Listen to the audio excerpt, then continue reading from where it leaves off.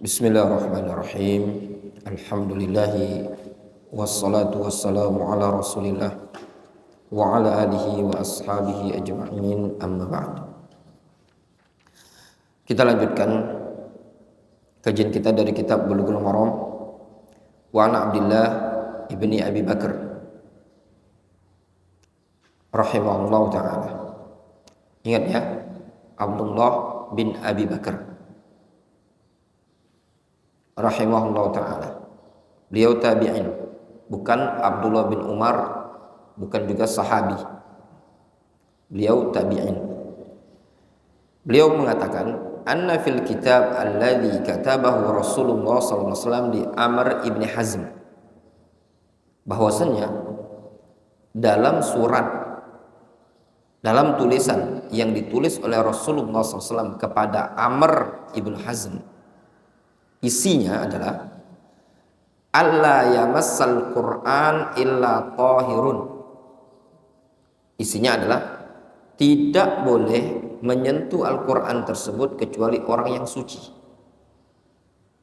Tidak boleh megang Al-Quran kecuali orang yang suci. Rawahu Malik mursalan. Asar ini diriwayatkan Imam Malik secara mursal. Wa wasalahu An-Nasa'i wa Ibnu Hibban wa huwa ma'lul. Juga asar ini diriwayatkan oleh Imam An-Nasa'i dan Ibnu Hibban, namun asar ini ma'lul, ada kelemahan. Takhrijul hadis, takhrij hadis ini. Al-hadis ruya mursalan wa mausulan. Hadis ini diriwayatkan secara mursal dan mausul. Mursal itu disandarkan kepada tabi'in, menyandarkan kepada Nabi SAW. Itu namanya mursal. Kalau mausul itu sahabi menyandarkan kepada Rasul. Rawahu mursalan al-Imam Malik fil Muwatta wa Abdul Razzaq wa Daruqutni wal Baihaqi. Yang meriwayatkan asar ini secara mursal al-Imam Malik dalam kitab Al-Muwatta, Abdul Razzaq, Ad-Daruqutni, Al-Baihaqi wa ghairuhum. Wa ruya mausulan an Abi Bakar ibni Muhammad ibni Amr ibni Hazm an abihi an jaddi anin Nabi SAW. Juga diriwayatkan secara mausul dari Abu Bakar ibni Muhammad min Amr ibni Hazm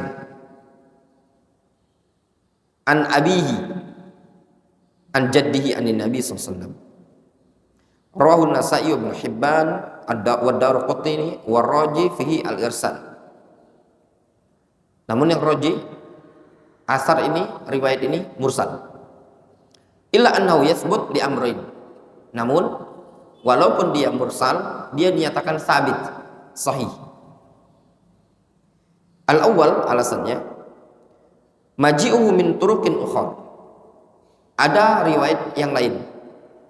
Faqad ja'a kadzalik min hadits Utsman ibn al-As inda Tabrani fil Kabir, min hadits Ibnu Umar inda al-Baihaqi, min hadits Al-Hakim ibn Hizam inda Daruqutni anin Nabi sallallahu alaihi wasallam annahu qala la yamassul Qur'an illa tahir. Wa kulluha dha'ifatun fal hadits hasanun bi majmu'i turuqihi. Walaupun yang awal, yang di atas itu, yang sahih adalah mursal ya, yang roji mursal.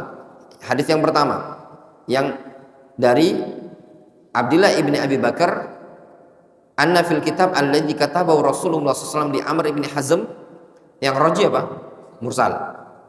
Namun ada penguat yang lain dari jalan yang lain dari Hakim ibn Hizam, dari Hakim ibn Hizam dengan lafaz la yamassul Qur'an illa tahir, namun dhaif, sehingga dengan jalan ini tadi bisa naik derajatnya. Difahami? Bisa naik derajatnya. Jadi ini hadis mursal dikuatkan dengan hadis dhaif yang lain sehingga bisa naik hasan. Ya, jelas? Jelas ya? Disebut dengan hasan apa? Hasan li ghairihi. Jelas ya? Ini menurut pandangan beliau, pandangan Syekh Taufiq Al-Ba'dani. Karena sebagian para ulama yang lain ada yang punya pandangan tetap nggak bisa naik gitu. Tetap dikatakan dhaif. Jelas ya? Asani qabulu ahli ilmi lahu. Alasan yang kedua, kenapa hadis yang lama la yamassul Qur'an illa tahir dikatakan sahih hasan? Yang kedua, para ulama menerima hadis tersebut. Wa tasrihum bi thubuti hadzal kitab 'anil Nabi sallallahu alaihi wasallam. Dan juga mereka menegaskan kitab yang ditulis tersebut memang ada dari Nabi sallallahu alaihi wasallam. Rasul menulis kepada Amr ibn Hazm yang isinya la yamassul Qur'an illa tahir. Qala al-Imam Syafi'i, al-Imam Syafi'i mengatakan lam yaqbaluh hatta yathbut indahum annahu kitabun Nabi sallallahu alaihi wasallam. Kata Imam Syafi'i, para ulama tidak menerima asar ini sampai betul-betul valid menurut mereka itu adalah tulisan Nabi sallallahu alaihi wasallam. Su'ila Ahmad as-sahihun huwa. Al-Imam Ahmad pernah ditanya, apakah kitab tersebut sahih? Faqala arju ayyakuna sahihan. Aku berharap itu hadisnya sahih. Kitab itu memang betul-betul ada. Wa qala aidan la syakka anna an-nabiy sallallahu alaihi wasallam kataba lahu. Dalam asar yang lain Imam Ahmad mengatakan tidak diragukan lagi memang Nabi sallallahu alaihi wasallam betul-betul menulis tulisan tersebut. Wa su'ila Ibnu Ma'in anhu. Ibnu Ma'in pernah ditanya tentang kitab tulisan surat yang isinya la yamassul Qur'an illa tahir amusnadun ay muttasil atau amusnadun am muttasil, apakah musnad atau muttasil? Qala la lakinnahu shalih. Enggak musnad, enggak muttasil ya, akan tetapi shalih. Bagus. Ya. Shalih di sini bisa jadi maksudnya shalih lil hujjah atau shalih li istishhad gitu loh. Qala al-Fasawi la a'lam kitaban as-sahab min kitabi Amr ibn Hazm. Kata Al-Fasawi, aku tidak tahu tulisan yang paling sahih dibandingkan tulisan kitab yang ada di Amr ibn Hazm. Wa kana ashabun Nabi sallallahu alaihi wasallam yarji'una ilaihi wa yada'una ara'ahum. Dulu para sahabat Nabi sallallahu alaihi wasallam merujuk kepada tulisan tersebut. Wa yada'una ara'ahum, dan mereka meninggalkan pendapat mereka sendiri. Maksudnya gini loh, para sahabat justru banyak yang merujuk ke kitab Amr ibn Hazm ini tadi, yang padanya ada tulisan perintah dari Rasul la yamassul Qur'an illa tahir. Qala Ibnu Abdul Bar, kitabu Amr ibn Hazm kitabun masyhurun ma'rufun yustaghna bi syuhratihi 'anil isnad. Kata Ibnu Abdul Bar, kitab Amr ibn Hazm yang isinya Rasul menulis surat isinya la yamassul Qur'an illa tahir. Ingat ya ikhwan, belum tentu ini Rasul yang nulis langsung, tapi asisten beliau, sekretaris. Rasul kan tidak bisa menulis, tapi perintah dari Rasul yang isinya apa? La yamassul Qur'an illa tahir. Kata Ibnu Abdul Bar, ini kitab yang masyhur, ma'ruf, sudah dicukupkan kemasyhurannya tadi dari isnad. Dengan adanya masyhurnya dia tadi, itu sudah cukup dari isnad, tidak perlu pakai sanad lagi karena sudah masyhur. Jelas? Ya, wallahu taala. Jelas ya? Sekarang kita lanjutkan. Mas'alatun Ishtiratut thahara liman massal mushaf. Dipersyaratkan suci bagi orang yang menyentuh mushaf. Ini ada mushaf Al-Quran, mushaf. Apakah harus dia suci dari hadas? Jumhur ahli ilmi ala ishtiratit thahara liman arada mashal mushaf.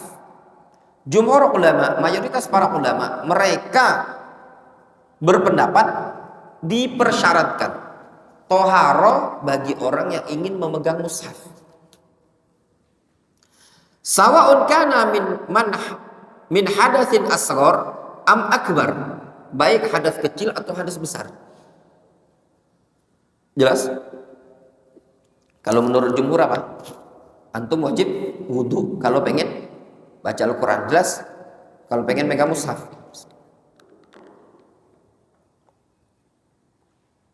Jelas ya? Wa daliluhu, dalilnya. Al-awwal qauluhu ta'ala la yamassuhu illal mutahharun.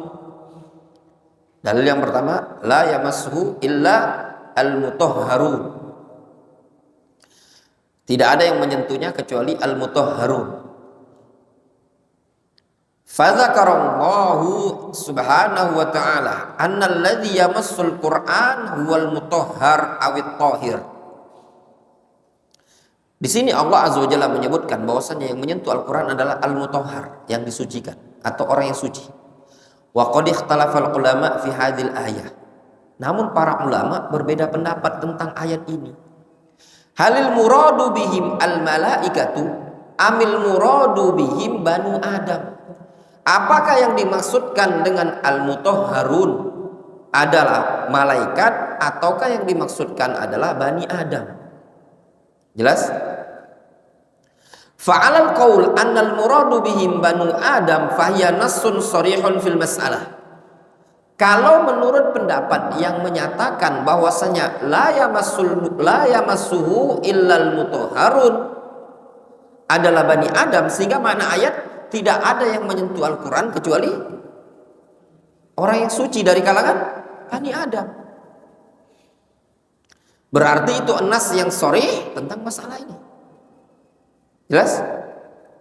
Wa 'alal qaul bi annal murad bihim al malaikah. Namun menurut pendapat yang menyatakan maksud ayat ini adalah malaikat. Wa huwa sahih, kata Syekh Taufiq, dan itu pendapat yang benar. Fafiha dalilun kadzalik, maka pada ayat ini juga ada dalil ala anna bani Adam yalzamuhumut thahara inda masil mushaf, bahwasanya Bani Adam diharuskan untuk bertaharah ketika menyentuh mushaf. Mungkin pertanyaan dari si mana? Ini ayat kan berkaitan dengan malaikat, tapi kok maksud dari ayat ini Bani Adam wajib bersuci ketika memegang mushaf. Wa dzalika annal Qur'an la yamassuhu illa al-mutahharun. Yang demikian itu alasannya bahwasanya Al-Qur'an tidak boleh menyentuhnya kecuali al-mutahharun bi hurmatihi wa li karamatihi, dikarenakan kehormatannya dan kemuliaan Al-Qur'an. Wa hadhil hurma wal karama mawjudatun fil Qur'anil Karim alladzi fil ardi. Nah, hadhil hurma, kehormatan dan kemuliaan seperti ini ada dalam Al-Qur'anul Karim yang ada di muka bumi ini tadi. Fa hurmatuhu wa karamatuhu fil ardi ka hurmatihi wa karamatihi fis sama. Sehingga kehormatan dan kemuliaan Al-Quran di muka bumi sama seperti kemuliaan dan kehormatan Al-Quran yang ada di langit. Difahami? Wa ma taqtadihi hurmatuhu fis sama mawjudun aidan fil ardi. Sesuatu yang merupakan konsekuensi dari kehormatan Al-Quran yang ada di langit juga ada di bumi. Wa huwa alla yamassuhu illa tahir, yaitu tidak ada yang menyentuh Al-Quran kecuali orang yang suci. Difahami?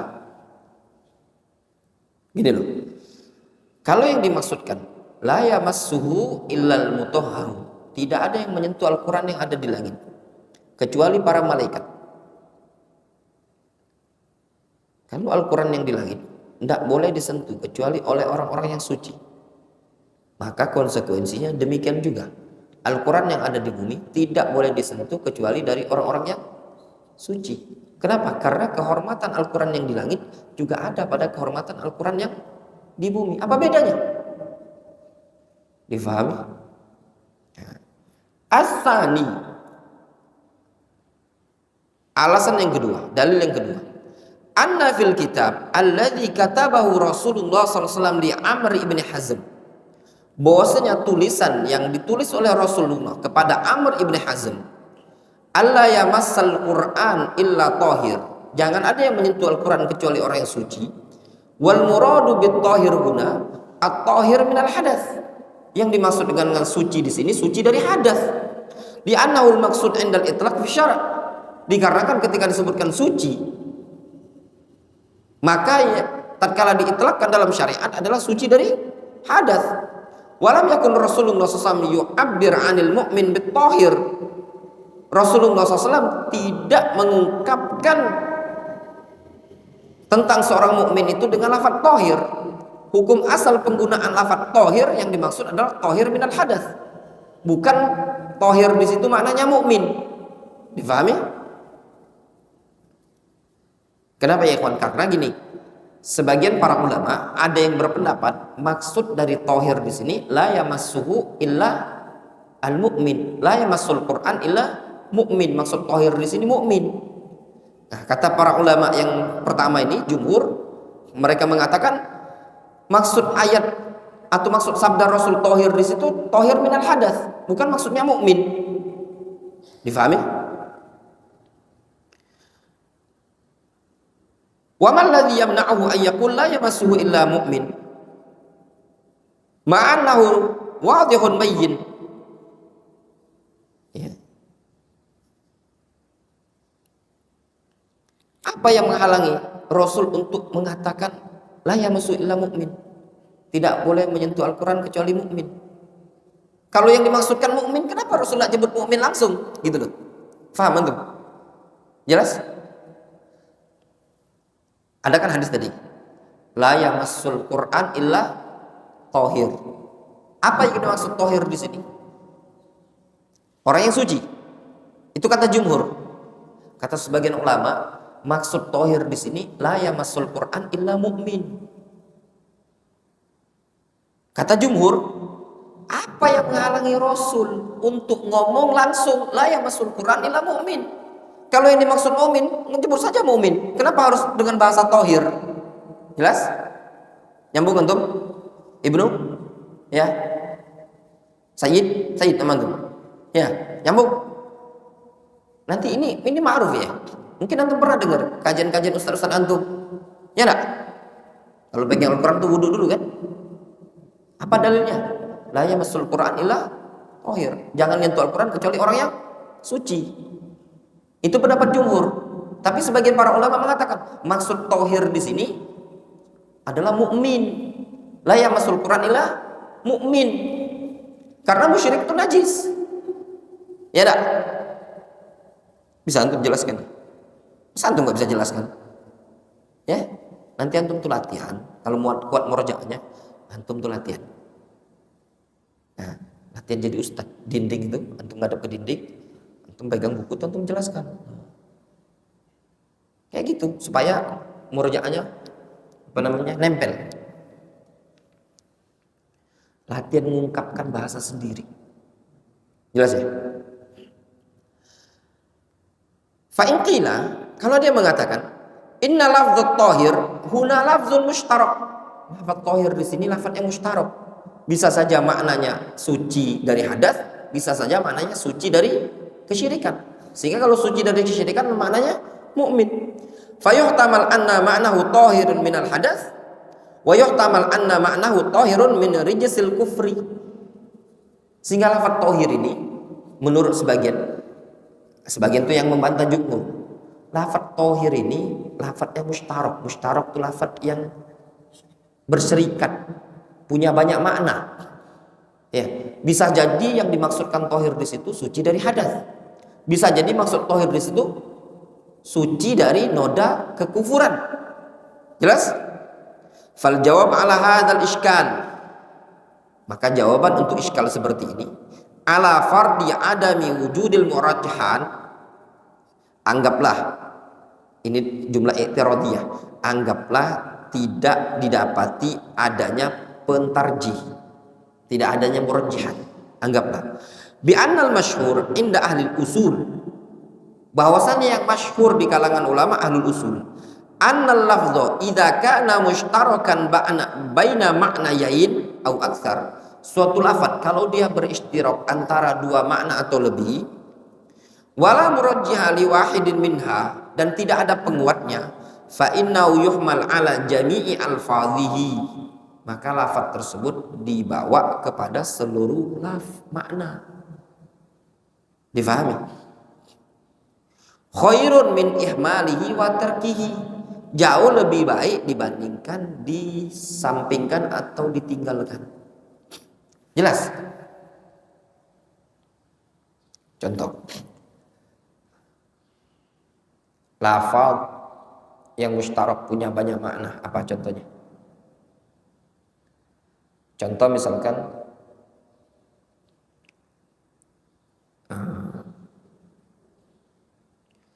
lafaz al-qur'u. Al-qur'u. Salasata quru'. Surat apa itu? Salasata quru'. Al-Baqarah ya? Ya enggak? Al-qur'u ada yang bilang maknanya haid. Ada yang bilang maknanya suci.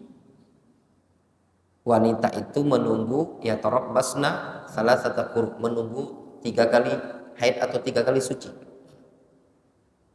Itu loh maknanya, lafaz mustarak. Jelas? Nah, kalau lafaznya mustarak, kata ulama ahli usul, sudah, kalau tidak ada pentarjihnya, maka dibawa kepada seluruh lafaz tadi. Sehingga konsekuensinya fayuhmalu huna alal maknayain, dibawa kepada 2 makna tadi. Ai la yamassu illa tahir min rijsil kufri wa tahir minal hadath. Sehingga makna hadis la yamassul Qur'an illa tahir, ai la yamassul Qur'an illa mu'min wa tahir minal hadath. Jelas? Sehingga tidak boleh menyentuh Al-Quran tersebut kecuali orang yang muslim, mukmin, dan juga tidak boleh menyentuhnya kecuali orang yang suci. Wala yuhmalu ala tahir minan najasa, dan jangan dibawa kepada pengertian tahir minan najasa. Li'annahu yajuz lamsuhu ma'a adami taharatis saub awil badan bila khilaf. Wala yuhmal ala tahir minan najasa li'annahu yajuz lamsuhu ma'a adami taharatis saub awil badan bila khilaf. Tidak dibawa kepada pengertian tahir minan najasat, suci dari najis saja. Kenapa? Karena kalau dibawa kepada pengertian suci dari najis saja, berarti boleh menyentuhnya dalam keadaan baju atau badannya suci atau tidak suci bila khilaf. Difahami? Tanpa ada khilaf di kalangan para ulama. Jelas ya ikhwan? Ya. Jadi kata Syekh Taufik, beliau mengatakan fayuhmalu huna ala al-ma'nayain, dibawa kepada dua makna. Makna apa ini? Makna tahir min rijsil kufri wa tahir minal hadath. Jangan dibawa kepada tahir minan najasa. Ya. Kenapa?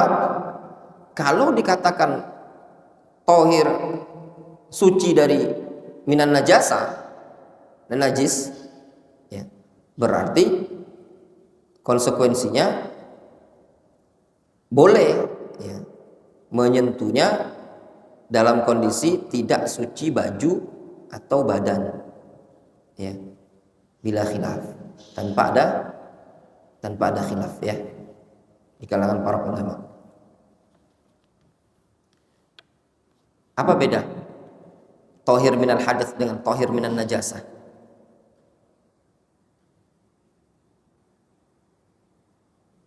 Ada beda enggak? Apa beda tahir minal hadath sama tahir minan najasah?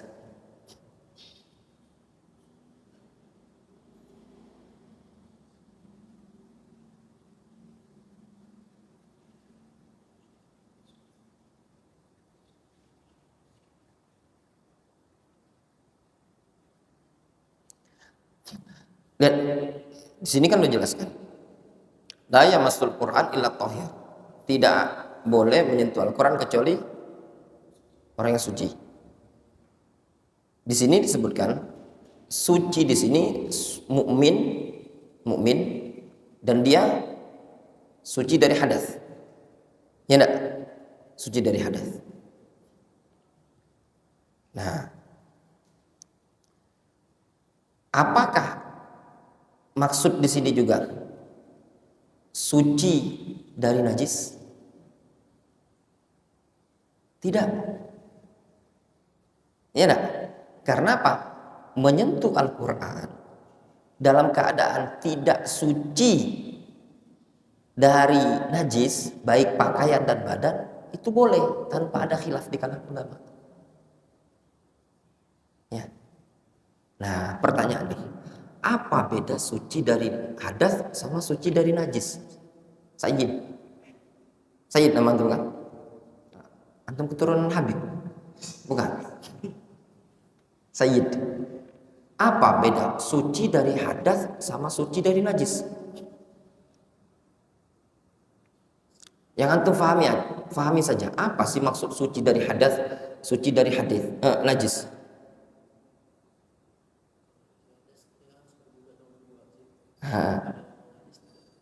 Tidak buruk, bersihkan saja. Ya gitu. Itu jawabannya, benar, ahsan. Jadi gini. Antum berwudu, maka dikatakan antum itu suci dari hadas. Kemudian, tapi baju yang antum pakai ada najisnya. Sudah berwudu,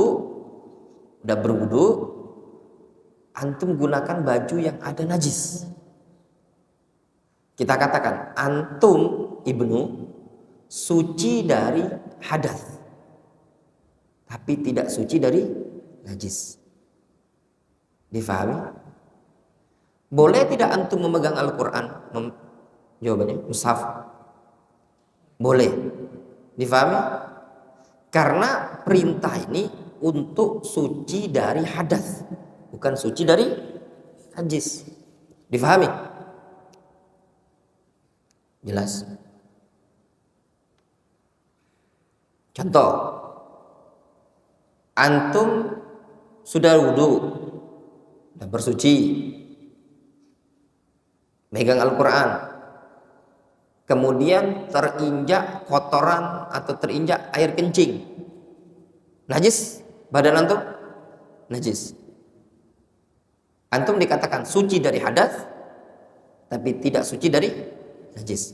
Nah, maksud hadis ini la yamassul Quran illa tahir, ay tahir minal kufri wa tahir minal hadas, la at-tahir minan najasah. Kenapa? Li'annahu yajuzu lamsuhu ma'a adami taharati thawb awil badan bila khilaf. Dikarenakan bagi orang yang tidak suci badan atau pakaian boleh megang Al-Quran tanpa ada khilaf di kalangan para ulama. Jelas? As-salis, yang ketiga, dalil yang ketiga, anna hadza qaulus sahabah, ini adalah pendapat para sahabat.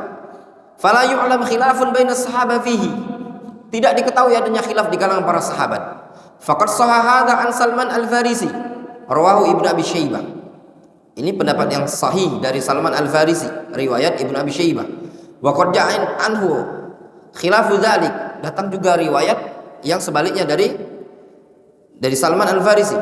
Rawahu Abdul Razak lakinnahu dhaifun jiddan, akan tetapi dhaif jiddan. Jadi Salman punya dua pendapat. Ada pendapat yang sahih yang berpendapat tidak boleh menyentuh Al-Quran kecuali suci dari hadas. Namun pendapat kedua menyatakan boleh. Namun riwayat yang menyatakan pendapat yang boleh adalah dhaif. Wa sahha an Sa'd bin Abi Waqqas rawahu Malik fil Muwatta, wa sahha an Ibnu Umar rawahu Ibnu Abi Syaibah wa Ibnu Al-Munzir fil Awsat, wa ja'an ghairihi min as-sahabah. Qala Syekhul Islam Ibnu Taimiyah al-ma'ruf baina as-sahabah wat tabi'in annahu la yamassul Qur'an illa man kana tahiran min hadatsin. Kata Syekhul Islam Ibnu Taimiyah, yang ma'ruf di kalangan sahabat dan tabi'in bahwasanya tidak boleh menyentuh Al-Quran kecuali orang yang suci dari hadas. Ini asar banyak tadi, riwayat Abdullah bin Umar, ya, Sa'ad bin Abi Waqqas, Salman Al-Farisi, yang mereka berpendapat tidak boleh menyentuh Al-Quran kecuali orang yang suci dari hadas. Jelas? Wadih? Nah, kata Syekh Taufik Al-Ba'dani, wa huwa sahih bila raibin wa la yu'raful qaul bi jawazi masil Qur'an liman kana muhditsan illa 'anil zahiriyah wa ba'dil mu'asirin ma'a qaulihim bi annahu yustahabbu liman massal Qur'an ayyakuna tahiran minal hadath. Ini adalah pendapat yang sahih. Kata Syekh Taufik, ini adalah pendapat yang sahih. Tanpa diragukan lagi. Tidak dikenali pendapat yang membolehkan menyentuh Al-Quran bagi orang yang berhadas kecuali pendapat dari ulama zahiriyah dan sebagian ulama mu'asirin. Sebagian ulama mu'asirin seperti Syekh Al-Albani rahimahullah ta'ala, Syekh Muqbil Ibnu Hadi Al-Wadi'i, demikian juga putri beliau Ummu Abdillah Al-Wadi'iyah, demikian juga murid Syekh Muqbil diantaranya Abdullah Al-Iryani dalam bukunya Al-Faid, demikian juga Syekhuna Abdurrahman Al-Adani yang ana dengar langsung di pelajaran beliau, pelajaran kitab At-Tibyan fi Adabi Hamalatil Quran. Namun kalau antum baca, banyak ulama-ulama Saudi Arabia menyatakan tidak boleh menyentuh mushaf Al-Quran kecuali orang yang suci dari hadas. Ya, banyak Syekh Abdurrahman As-Sa'di dan yang lainnya. Ma'a qaulihim annahum yustahabbu liman massal Quran ayyakuna tahiran minal hadath. Walaupun menyatakan boleh tadi, mereka tetap mengatakan apa?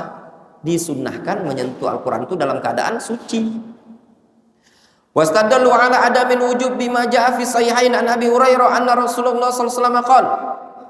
Mereka para ulama yang menyatakan tidak wajib bersuci ketika menyentuh Al-Quran berdalil dengan hadis dari Abu Hurairah, Rasul mengatakan innal muslim la yanjus, muslim itu tidak najis. Wal istidlalu bihi ba'id, berdalil dengan hadis ini sangatlah jauh. Di annal kalam fi hadhil mas'alah laisa 'ala najasa al-ainiyah, dikarenakan pembahasan tentang hal ini bukan berkaitan dengan najis ainiyahnya, najis zatnya. Lihadza la khilafa baina ahli ilmi anna man kana 'ala najasatin. Oleh karena itu tidak ada khilaf di kalangan para ulama bagi orang yang berada di atas najis, berada dalam kondisi najis, fa innahu yajuzu lahu ayamassal mushaf. Boleh bagi dia menyentuh mushaf. Tadi kan ada hadis, mukmin tidak najis. Ya memang betul toh, mukmin kan tidak najis. Kalau orang yang tidak najis kan tidak masalah nyentuh Al-Quran tanpa ada khilaf di kalangan para ulama. Ya enggak? Difahami? Al-mu'min la yanjus. Ya. Mukmin itu tidak najis. Berarti kan suci. Ya. Kita ini merupakan pembahasan najis atau tidaknya. Karena orang yang tidak najis boleh megang Al-Quran, yang najis juga boleh megang Al-Quran. Difahami? Sekarang suci dari hadas. Orang yang berada dalam kondisi najis, baik pakaian atau badan, itu dibolehkan menyentuh Al-Quran menurut para ulama tanpa ada khilaf. Illa idza kanatin najasa fil yad, kecuali najisnya di tangan.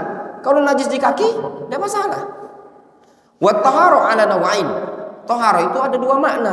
Taharatun minal hadas wa taharatun minan najasa. Tahara dari hadas, tahara dari najis. Faman lam yakun ala wudu'in falaysa ala taharatin. Siapa yang tidak berwudu berarti tidak di atas tahara. Lakin la yuqal huwa najisun. Akan tetapi tidak dikatakan dia najis. Difahami? Jelas? Wa kadza man kana ala janabatin falaysa ala taharah. Orang yang berada dalam kondisi janabah juga dikatakan tidak di atas taharah. Lakin la yuqal innahu najisun. Akan tetapi tidak boleh dikatakan dia najis. Fa idza tawaddaa aw igtasala sara tahiran. Kalau dia berwudu atau mandi maka dia dikatakan suci. Lidha lam yuzkar hadzal hadis. Lidha lam yadhkur hadzal hadis ahadun minal a'immah wa fuqaha'il madzhab al-arba'ah ma'anna al-hadis laisa bi khafiyyin 'alaihim innama dzakara Ibnu Hazm wa Syaukani. Oleh karena itulah para ulama a'immah dan para fuqaha al-madzhab al-arba'ah tidak menyebutkan hadis ini dalam masalah menyentuh Al-Quran. Dalam keadaan hadis ini bukan samar lagi bagi mereka yang menyebutkan berdalil dengan hadis ini kecuali Ibnu Hazm saja. Ya, yang berdalil ini Ibnu Hazm dan Asy-Syaukani. Difahami?